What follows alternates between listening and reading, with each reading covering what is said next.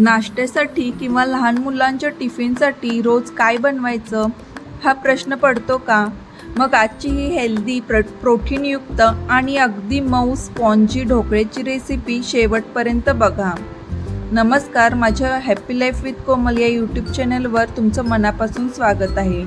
आता इथे सर्वप्रथम एका भांड्यामध्ये मी मोड आलेले मूग घेतले आहेत, तसेच भिजवलेले काळे चणेसुद्धा घेतले आहेत.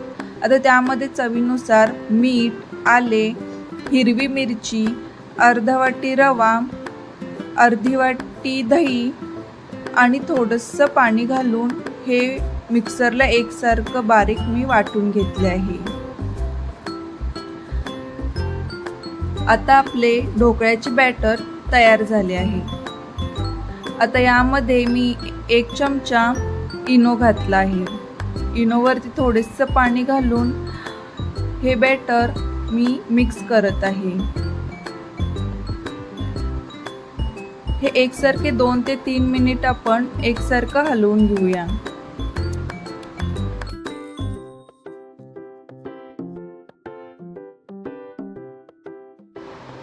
आता एका भांड्याला हलकेसे तेल लावून घेतले, त्यामुळे ढोकळा नंतर अगदी सहज बाहेर निघतो.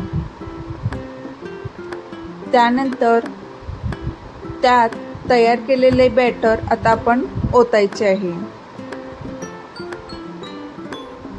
बॅटर ओतल्यानंतर भांडे हलकेच टॅप करून घेतले, जेणेकरून बॅटरमधील अडकलेली हवा बाहेर जाईल आणि ढोकळा मऊ व एकसारखा बनेल.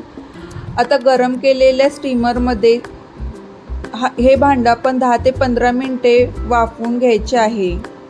ढोकळा छान शिजल्यानंतर तो पूर्णपणे थंड होऊ द्या. त्यानंतर आपल्या आवडीनुसार चौकोनी किंवा डायमंड आकारात त्याचे पीसेस करून घ्या. आता फोडणीसाठी एका कढईत थोडंसं तेल गरम केले आणि त्यामध्ये मोहरी घातली. मोहरी छान तडतडली की त्यामध्ये ढोकळ्याचे कट केलेले पीसेस घालायचे आहेत. चवीसाठी वरून लाल तिखट आणि हळद घालायची आहे. हे सर्व पीसेस फोडणी व्यवस्थित लागेल अशा प्रकारे हलकेच मिक्स करा. आणि आता सर्विंग प्लेटमध्ये काढून त्यावर बारीक चिरलेली कोथिंबीर आपण घातली आहे. अशा प्रकारे हेल्दी, चविष्ट आणि प्रोटीनयुक्त ढोकळा नाश्त्यासाठी किंवा टिफिनसाठी तयार आहे. व्हिडिओ आवडला असेल तर लाईक, शेअर करा आणि अशाच हेल्दी आणि सोप्या रेसिपीसाठी माझ्या चॅनेलला सबस्क्राईब करायला विसरू नका. धन्यवाद.